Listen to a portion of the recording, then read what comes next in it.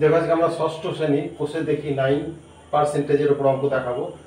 Page 112 113 এখান থেকে প্রথমে আমরা 7 নম্বরের 4টে প্রশ্ন দেখাবো, তারপরে 8 এবং 9 এই প্রশ্নগুলো দেখাবো। প্রত্যেকটি পার্সেন্টেজের অঙ্ক।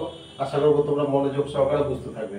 দেখো প্রথমে 7-এর 1 নম্বর প্রশ্নে আমরা দেখতে পাচ্ছি লেখা আছে যে 15টি লজেন্সের মধ্যে 3টি নিলাম, মোট লজেন্সের শতকরা কতটা নেওয়া হলো। তাহলে এক্ষেত্রে আমরা সরাসরি তোমাদের পার্সেন্টেজের আকারে দেখাবো।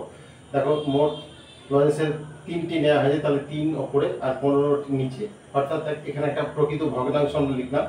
আমি গুণ করবো, এবার সরাসরি পার্সেন্টেজ দেবো আমরা 100%। তাহলে দেখো সরাসরি আমরা 3 দিয়ে 15কে ভাগ করবো, ভাগফল 5, কেটে 5 বসানো হলো। এবার এই 5 দিয়ে 100 যদি আমরা কেটে দিই 20 হয়ে গেল, তাহলে 20% এইটা আমরা পেয়ে গেলাম। এবার দেখো 2 নম্বর প্রশ্ন, এখানে বলা হয় যে 24টি কুলের মধ্যে 6টি পচে গেছে, শতকরা কতগুলি পচেছে। তাহলে আমরা প্রথমে প্রকৃত ভগ্নাংশের আকারে লিখবো। এই 6টা উপরে দেওয়া হলো, 24 নিচে, তারপরে গুণ চিহ্ন দিয়ে 100% আমরা লিখে দিলাম। সরাসরি 6 দিয়ে 24কে ভাগ করে আমরা 4 দিলাম, কেটে 4 বসানো হলো। এই 4 দিয়ে যদি 100কে ভাগ করে দেওয়া হয় তাহলে 25% হয়ে গেল। এই অংশটাই পচে গেছে, দেখো তোমাদের দেখানো হলো। এবার দেখো 3 নম্বর প্রশ্ন, বলা হয়েছে যে আজ ক্লাসে 7 জন অনুপস্থিত, মোট ছাত্রছাত্রী সংখ্যা 35 জন, তাহলে কতজন স্কুলে এসেছে। তাহলে উপস্থিতিটা আমরা প্রথমে বের করব। উপস্থিত ছাত্রছাত্রী সংখ্যা মোট ছিল 35, তার থেকে আমরা অনুপস্থিত 7 সেটা মাইনাস করব, হয়ে যাবে 28। এইটাই উপস্থিতি সংখ্যা। এটার উপরে দেখাবো যে কতজন উপস্থিত হয়েছে অর্থাৎ স্কুলে এসেছে। তাহলে এই 28 উপরে 35, মোট ছাত্রছাত্রী 35, সেটা নিচে গুণ দিয়ে 100%। এবার আমরা 7 দিয়ে ভাগ করব, 4 7 28, 5 7 35, 7 দিয়ে দুটোকে ভাগ করা হলো, ভাগফল হয়ে গেল 4 আর 5, কেটে বসানো হলো, দেখতে পাচ্ছ। এবার এই 5 দিয়ে 100কে আমরা ভাগ করব, ভাগফল হবে 20, কেটে 20 বসানো হলো। 20 সঙ্গে 4 গুণ করলে আমরা পেয়ে যাব 80% ছাত্রছাত্রী আমরা স্কুলে উপস্থিত হিসেবে দেখতে পাচ্ছি। এবার দেখো 4 নম্বর প্রশ্ন, 7-এর 4, এখানে একটা বাঁশের মোট দৈর্ঘ্য বলা হয়েছে 55 মিটার, কাদা ও জলের নিচে আছে 11 মিটার। তাহলে কাদা ও জলের ওপরে কতটা আছে সেটা আমরা বের করব।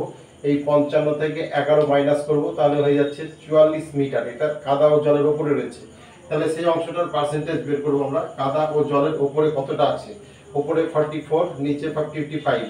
এই পার্সেন্ট গুণ চিহ্ন দিয়ে 100% লিখে দেবো আমরা। এবার 11 দিয়ে কাটলে 4 11 44, 5 11 55, 5 দিয়ে 100কে যদি ভাগ করি তাহলে 20, 20 সঙ্গে 4 গুণ করলেই আমরা পেয়ে যাব 80%। এটা জল ও কাদার উপরে রয়েছে পাশের অংশ। এবারে দেখো আমরা 8 নম্বর প্রশ্ন, একটা লাইব্রেরিতে বই সংখ্যা বলা হয়েছে 2100টি, আরও কেনা হলো 2130% ফর 30%। সেজন্য আমরা সেটাকে লিখলাম, দেখো 2100 গুণ 30%, নিচে এরকম। এবার দেখো 0 0 কেটে দেওয়া হলো, এই 0 0 কেটে দেওয়া হলো। তাহলে 210কে 3 দিয়ে গুণ করলে আমরা আরও কয়টি বই পেয়ে গেলাম, 630টি বই আরও কেনা হলো। তাহলে লাইব্রেরিতে মোট বই সংখ্যা কত হলো, তাহলে 2100 প্লাস 630, এই সংখ্যাটা আমরা যোগ করে মোট লাইব্রেরির বই সংখ্যা 2730টি পেয়ে গেলাম।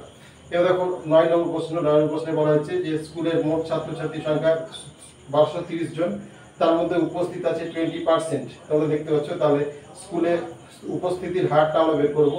এই 20 নিচে পার্সেন্টেজ দেবো, তো গুণ চিহ্ন মোট ছাত্রছাত্রীর সংখ্যা যেটা সেটা দিয়ে গুণ করব।